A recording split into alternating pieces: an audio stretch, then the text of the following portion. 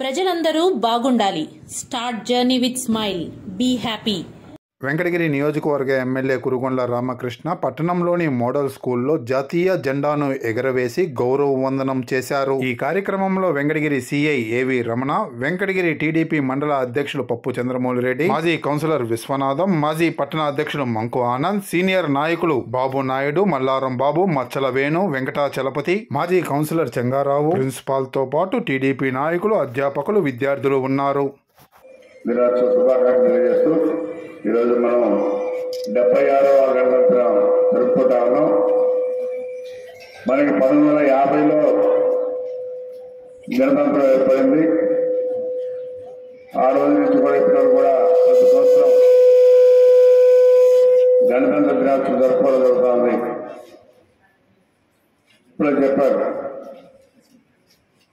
మన ముఖ్యమంత్రికి 2 కళ్ళు, 2 కళ్ళల్లో ఎడ్యుకేషన్ ఒకటి, అభివృద్ధి ఒకటి.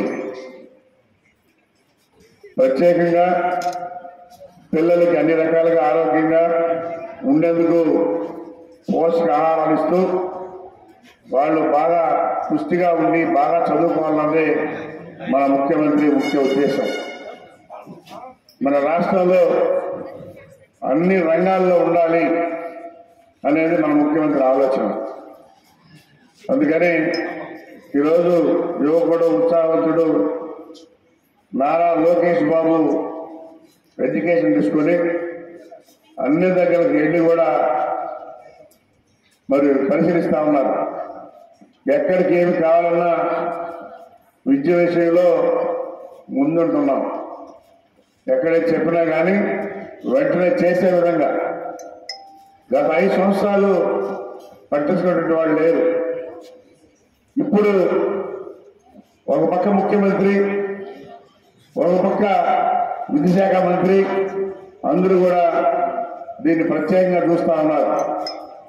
మన రాష్ట్రం విద్యలో ముందుండాలి, యువత పైకి రావాలి అనే కాన్సెప్ట్ లో ప్రతి ఒక్క పేదవాళ్ళ బిడ్డ కూడా బాగా చదువుకోవాలనే ఉద్దేశంతోనే మన ముఖ్యమంత్రి పనిచేస్తా ఉన్నారు.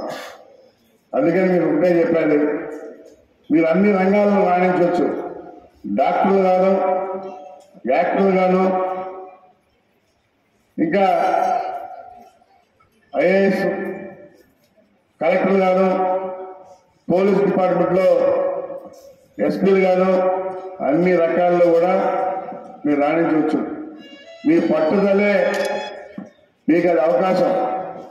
మీరు పట్టుదలగా చదువుకుంటే మీరు మంచి పొజిషన్లోకి వెళ్తారు.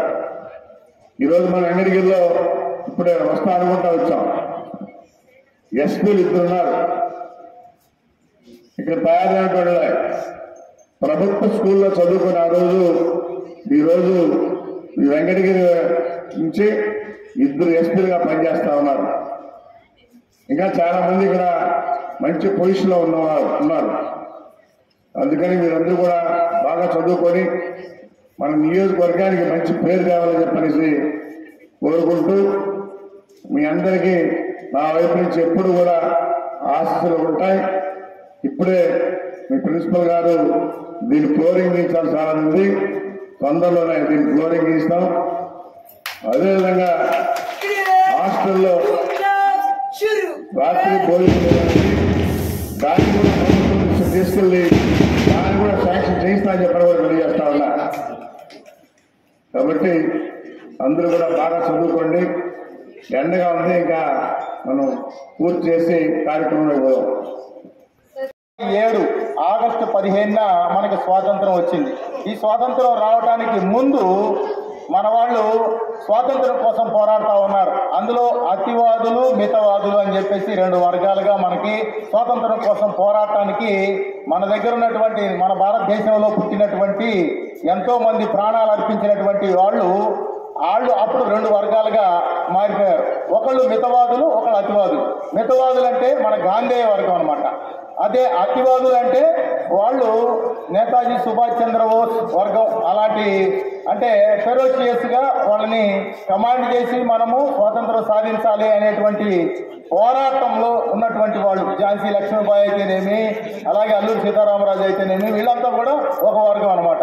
అలాగా ఈ ఆజాద్ హిందూ ఫౌజ్ అనేటువంటి ఒక సంస్థని మన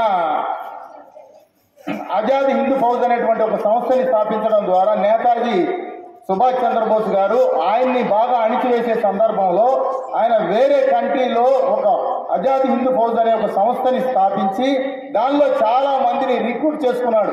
వాళ్ళందరికీ ట్రైనింగ్ ఇచ్చాడు. వెపన్ ట్రైనింగ్ కానీ యుద్ధంలో వాళ్ళందరికీ ట్రైనింగ్ ఇచ్చేసి వాళ్ళందరినీ మళ్ళీ భారతదేశంలోకి జాగ్రత్తగా తీసుకొచ్చి వాళ్ళని భారతదేశంలో ఉన్నటువంటి వివిధ ప్రాంతాలకి వాళ్ళందరినీ పంపించేసి అక్కడ విప్లవాన్ని అంటే స్వాతంత్ర తిరుగుబాటుని స్వాతంత్రం తీసుకురావడం కోసం తెల్లవాళ్ళని తరిమి కొట్టే ఉద్దేశంతో లోకల్గా స్థానికంగా కొన్ని ఏర్పాట్లు చేయడం జరిగింది. వాళ్ళందరూ కూడా యుద్ధంలో ఆరితేరి వాళ్ళందరూ కూడా తెల్లవాళ్ళతో పోరాటాలు సాగించారు. అలాగే ఇటుపక్క మితవాదులు గాంధీ వర్గం అనమాట. అంటే ఒక చెంప దెబ్బ కొడితే మరో చెంప చూపించేది. అంటే వాళ్ళు ఏ కాడికి మొత్తం కూడా వాళ్ళు శాంతియుతంగా మనం స్వాతంత్రం సాధించాలని చెప్పేసి వాళ్ళు ధర్నాలు, ర్యాలీలు, అలాగే నిరసనల ద్వారాగా వాళ్ళు పబ్లిక్ని అవేర్నెస్ చేయడం వల్ల అదొక వర్గంగా ఏర్పాటు చేశారు. మొత్తానికైతే ఈ అన్ని రకాలైనటువంటి వర్గాల యొక్క ప్రెజర్ తట్టుకోలేక 1947 ఆగస్టు 14వ తారీఖు అర్ధరాత్రి అంటే 15వ తారీఖు అప్పుడు స్వాతంత్రం ఇవ్వడం జరిగింది. దాని సందర్భంగా మనము ఆగస్టు 15 స్వాతంత్ర దినోత్సవం తెల్లవాళ్ళు మనకి అప్పచెప్పినటువంటి దాన్ని మనము ఆగస్టు 15 స్వాతంత్ర దినోత్సవం జరుపుకుంటాం. అదే రిపబ్లిక్ డే అనేది 1950 జనవరి 26 నుంచి మనం రిపబ్లిక్ డే జరుపుకుంటాం. దీనికి డిఫరెన్స్ ఏంటంటే మనకి ఇక్కడ స్వాతంత్రం వచ్చింది, ఇక్కడ మనం జనవరి 26 నుంచి అంటే ఈ కొద్ది రోజుల్లో మనం రాజ్యాంగాన్ని నిర్మించుకున్నాం. అంటే మనం ఎలా బతకాలా, ఎలా పరిపాలించుకోవాలా, ఏం చేయాలా, మనం ఏమి హక్కులు ఉన్నాయి, మన విధులు ఏంటి, మనం ఏం చేయాలా, ఏ విధంగా పరిపాలించుకోవాలనేటువంటిది ఒక గ్రంథాన్ని తయారు చేశారనమాట. ప్రతి ఒక్కరికి సంబంధించినటువంటి ఒక గ్రంథం తయారు చేశారు. అదే మనకి రాజ్యాంగం, భారత రాజ్యాంగం. ఈ భారత రాజ్యాంగం అనేది జనవరి 26 నుంచి అమల్లోకి రావడం జరిగింది.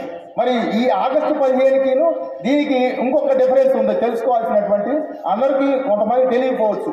మనం ఆగస్టు 15ని మనం జెండాని ఎగరేసేటప్పుడు ఈ ఫ్లాగ్ని కింద కట్టేస్తాం. కింద కట్టి పైకి లాగుతాం అనమాట. అందరికీ తెలిసే ఉంటుంది. కింద ఫ్లాగ్ కట్టి పైకి లాగుతాం. అంటే జెండా మనకి స్వాతంత్ర దినోత్సవం మనం ఆగస్టు 15 కింద కట్టి పైకి లాగి మనం జెండాని ఫ్లాగ్ని ఎగరవేయడం జరుగుతుంది. అది ఆగస్టు 15. కానీ ఈరోజు మనం జనవరి 26 కాబట్టి రిపబ్లిక్ డే. ఆల్రెడీ మనకి స్వాతంత్రం వచ్చింది కాబట్టి ఆగస్టు 15 వచ్చింది కాబట్టి ఈరోజు మనం ఏంటంటే రిపబ్లిక్ డే రోజు డైరెక్ట్గా పైన కట్టేస్తాం. ఫ్లాగ్ను డైరెక్ట్గా పైన కట్టేసి దాన్ని లాగుతాం అనమాట. దానికి డిఫరెన్స్ ఇది. అదే ఆగస్టు 15ని మనకి భారత ప్రధానమంత్రి గారు ఎర్రకోటలో జెండా ఎగరేస్తారు. కానీ ఈరోజు జనవరి 26న రాజ్పథ్లో మన రాష్ట్రపతి గారు ఫ్లాగ్ ఎగరేస్తారు. ఈ రెండింటికి డిఫరెన్స్ ఇది అనమాట.